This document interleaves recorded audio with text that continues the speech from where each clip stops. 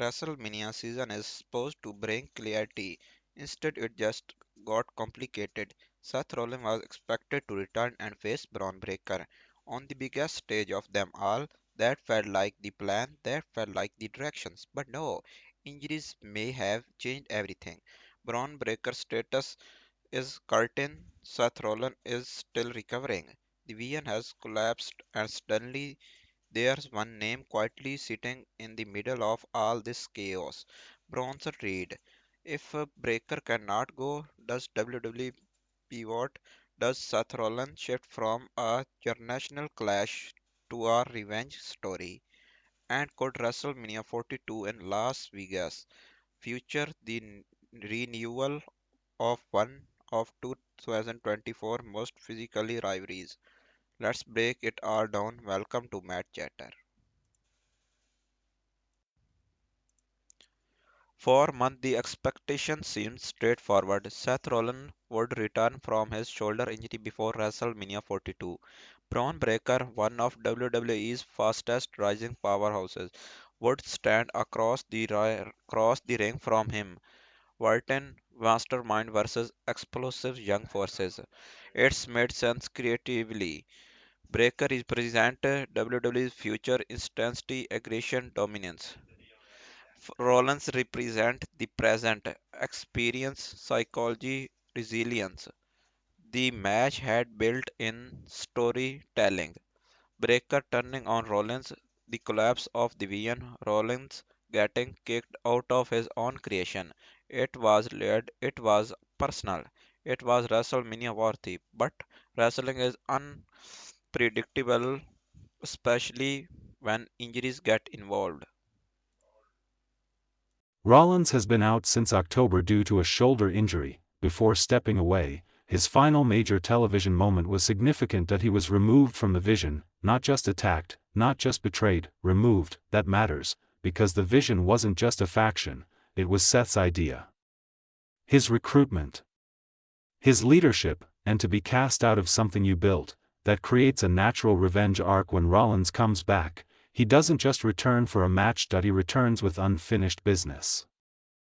Now comes the twist. Bron Breakker, often referred to as the dog of WWE, has reportedly been dealing with an injury. There is no official confirmation about his WrestleMania availability, and that uncertainty creates creative pressure. WrestleMania is not a show where you wait until the last minute. If Breakker isn't cleared in time, WWE must pivot, and pivots, historically, have created some of the most memorable WrestleMania moments ever. But the question is, who replaces Breakker? There are many names WWE could choose, but one stands out for logical storytelling reasons. Bronson Reed. Here's why. First, he was aligned with Breakker after the vision turned on Rollins. Second, he has history with Seth, real, physical, meaningful history. This wouldn't be random matchmaking. It would be continuation. In 2024, Seth Rollins and Bronson Reed went to war.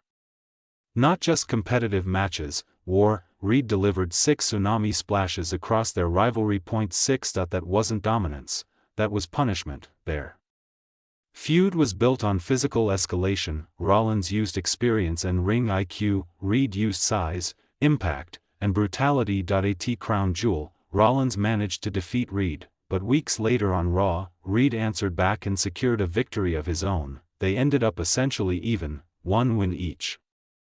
Unfinished. Point. One of the most interesting elements of their story is that Rollins openly acknowledged recruiting Reed into the vision because of that rivalry. He respected him. He valued him. He saw something in him. That adds emotional complexity, because when Breakker turned on Rollins, Reed had a choice: loyalty to the man who recruited him, or alignment with rising dominance. He chose Breakker. He chose power, and he helped remove Rollins from the vision. That decision now lingers. If Breakker cannot compete at WrestleMania, Reed becomes the logical target, not just because he's available, but because he represents betrayal. Rollins returning to face Reed isn't a backup option. It's a story pivot. Instead of proving himself against the next generation, Rollins would be settling a personal score, and WrestleMania thrives on personal scores. Let's be realistic.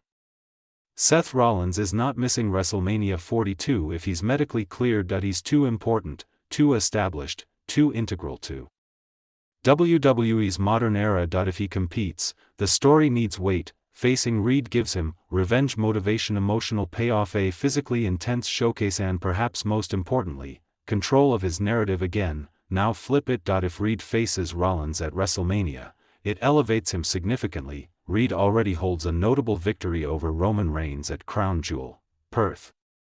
That win alone placed him in rare company. Add a WrestleMania victory over Seth Rollins, that's not mid-card positioning anymore. That's upper tier credibility. It would signal WWE sees him as more than just a powerhouse. It would signal long-term plans. Under Triple H's creative direction, WWE has shown patience with storytelling. They don't always abandon threads, they revisit them. Rollins vs. Reed isn't random. It's layered in history. That makes it an ideal pivot match if Breakker isn't ready.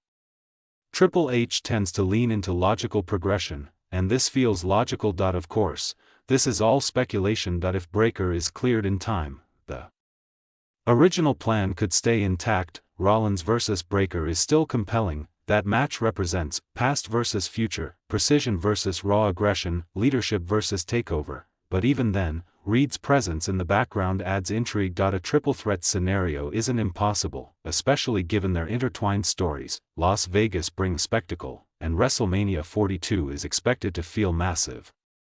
High stakes, high expectations. A returning Seth Rollins alone brings star power. Pair him with either Breakker or Reed, and you have intensity. Pair him with both, and you have unpredictability. The key is emotional investment, and the Rollins-Reed story delivers that if needed. It's important to be clear, there has been no official announcement. No confirmed match. No verified pivot. This is analysis based on current circumstances and storytelling logic. Injuries change plans constantly in wrestling.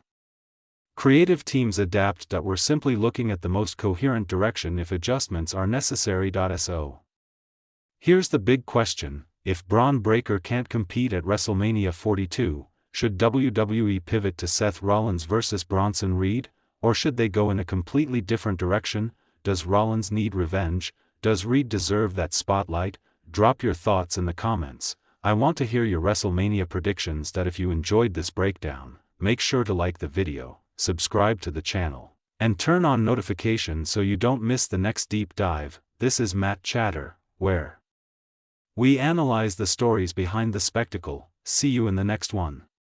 We're simply looking at the most coherent direction if adjustments are necessary. So here's the big question: if Bron Breakker can't compete at WrestleMania 42, should WWE pivot to Seth Rollins vs. Bronson Reed, or should they go in a completely different direction?